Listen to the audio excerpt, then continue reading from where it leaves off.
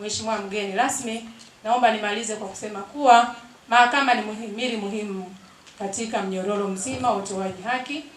Ufanisi wake una mchango mkubwa katika ustawi wa jamii yetu, kuvutia uwekezaji wa ndani na wa nje, kuimarisha biashara na kulihakikishia taifa maendeleo ya kiuchumi kupitia uimarikaji na uboreshaji wa mifumo ya haki, na kudumisha usawa na uwajibikaji katika jamii na taifa. Kwa hakika katika utekelezaji wa dira ya taifa ya maendeleo ya mwaka 2050, mahakama ina nafasi muhimu katika kujenga uchumi shindani, jumuishi na endelevu. Uko usemi maarufu katika sheria unaosema kuwa justice delayed is justice denied. Kimaanisha haki iliyocheleweshwa ni haki iliyonyimwa. Lakini kwa muktadha wa shughuli ya leo, kuna usemi unaofahamika kuwa justice delayed is development denied. Ikimaanisha haki iliyocheleweshwa ni maendeleo yaliyonyimwa. Kwa kuwa tunaanza mwaka mpya wa mahakama, nichukue nafasi hii kuwatakia nyote heri ya mwaka mpya wa mwaka 2026.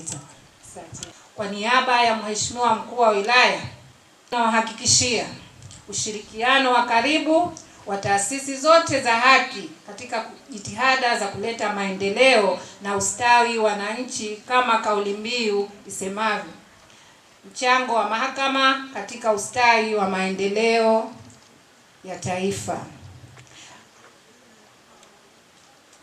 Nichukue fursa hii pia kuwapongeza wote ambao wanafanya kazi katika mahakama kwa kuendelea kufanya uadilifu, uwajibikaji na kutatua zile changamoto ambazo zipo katika wilaya zetu.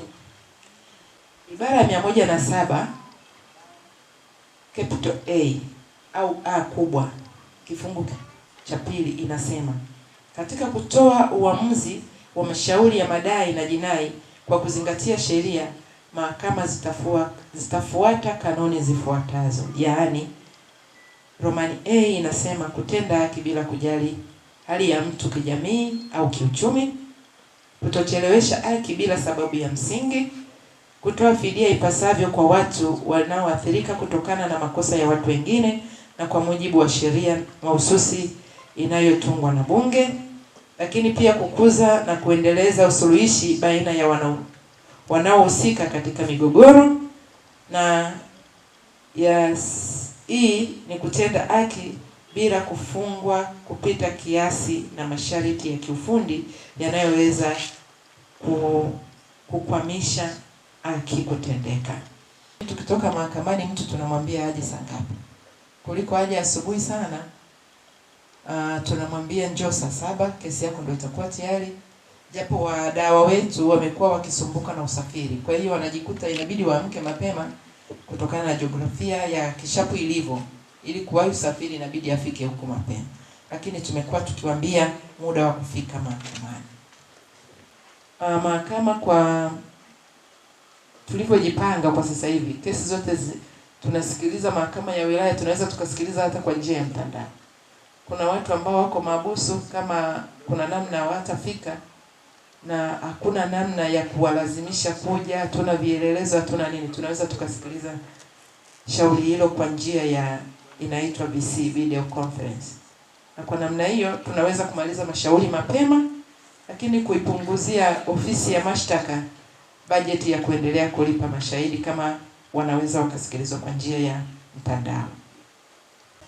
Tukiilinda haki, tunaweka misingi imara ya ustawi, mshikamano wa kijamii na maendeleo endelevu kwa vizazi vya sasa na vijavyo.